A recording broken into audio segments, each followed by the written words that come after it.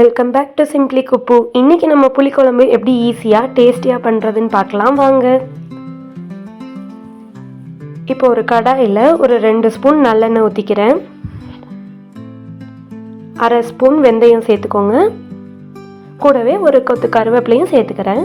இதெல்லாம் நல்லா பொரிஞ்சு வந்ததும் ஒரு 10லேருந்து 15 சின்ன வெங்காயம் சேர்த்து நல்லா வதக்கிக்கோங்க. சின்ன வெங்காயம் நல்லா கண்ணாடி பதம் வர வரைக்கும் நல்லா வதக்கிக்கோங்க, அப்போ தான் டேஸ்ட்டாக இருக்கும்.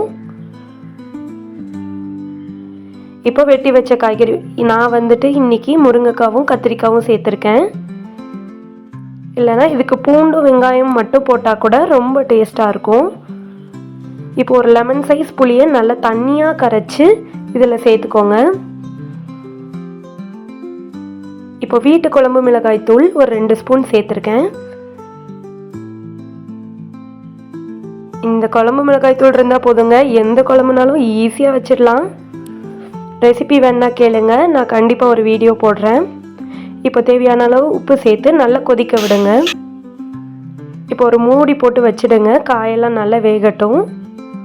ஒரு 7 நிமிஷம் கழித்து திறந்து பார்த்தா இந்த மாதிரி காய்கறிலாம் ஓரளவுக்கு நல்லாவே வெந்துடுங்க. 75% குக் ஆகிருக்கு.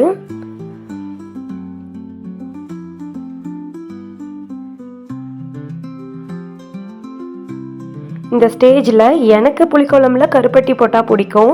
உங்களுக்கு வேணும்னா போட்டுக்கோங்க, இல்லைன்னா விட்டுடுங்க.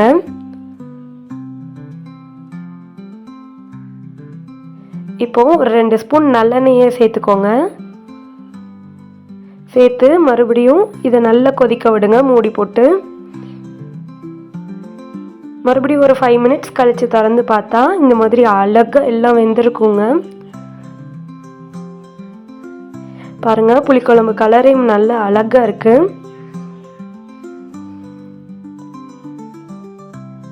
காயெல்லாம் வெந்துடுச்சு.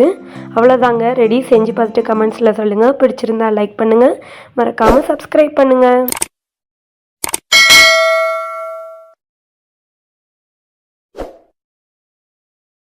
இந்த